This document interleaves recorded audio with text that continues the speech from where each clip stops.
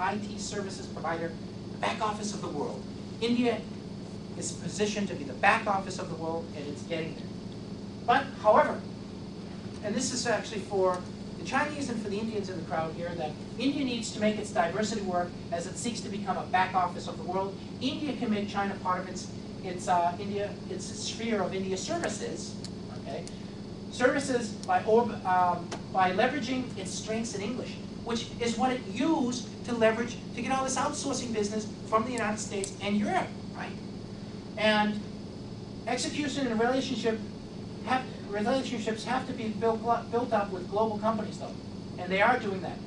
It leads into the next slide, which is really part of my entire professional career, why I embarked on this 23 years ago on what I do, which is understand the concept of the Pacific Century. That's really what we're talking about.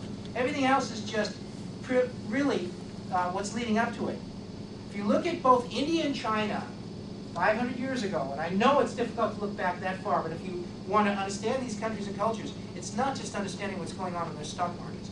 You have to understand the customs and history of their culture, where they're going, where they've been, where they're going. These are two ancient countries.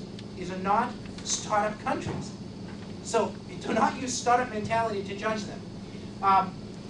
It was the Japanese who basically created or stirred on the little tigers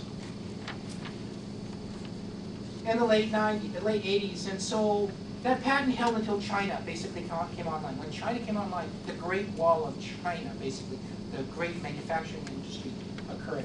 And basically, companies thought that they could use export as a way to build up their reserves. But China, basically, is that big sucking sound that Ross Perot was talking about in the 80s. He was talking about China.